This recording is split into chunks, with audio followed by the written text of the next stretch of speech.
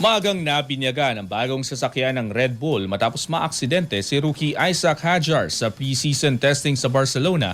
Insidenteng nagbunsod sa koponan na ayusin ang kanilang schedule habang inuuna ang kaligtasan ng driver at kondisyon ng sasakyan.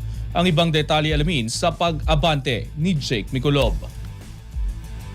Napilitan ng Red Bull na baguhin ang kanilang pre-season testing schedule sa Circuit de Catalunya sa Barcelona matapos maaksidente ang bagong recruit na si Isaac Hadjar sa basang track nitong Miyerkules.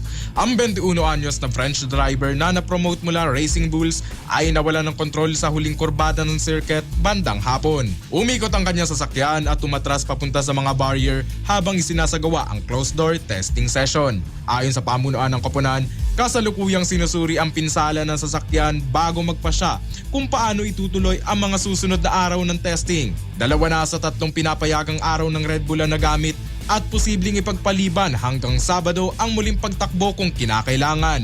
Binibigyan din ng koponan na ang kalagayan ni Hadjar ang pangunahing prioridad kasabay na masusing pag-evaluate kung maayos agad ang sasakyan at kung may sapat pang pagkakataon para tumakbo sa nalalabing araw. Dahil isang araw na lamang ang natitira, kailangan maging maingat ang Red Bull sa kanilang mga desisyon. Bago ang insidente, naging maayos at kapaki-pakinabang ang unang araw ng dry running ni Hadjar nitong Martes kung saan nakakumpleto siya ng maraming lap gamit ang RB22 chassis. Ang 5 araw na shakedown sa Barcelona ay susundan ng 2 pre-season test sa Bahrain sa Pebrero. Ang Red Bull at Ferrari lamang ang tumakbo dahil sa masamang lagay ng panahon kung saan si Max Verstappen ang nagtest para sa Red Bull sa umaga. Sa panig naman ng Ferrari, naging mahirap ngunit productive ang araw sa kabila ng ulan na nagsimulang bumuhos bandang 10:30 ng umaga. Nakapagtala ang koponan ng humigit kumulang 120 laps na nagbigay na mahalagang datos tungkol sa sasakyan kahit wala pang dry running. Samantala,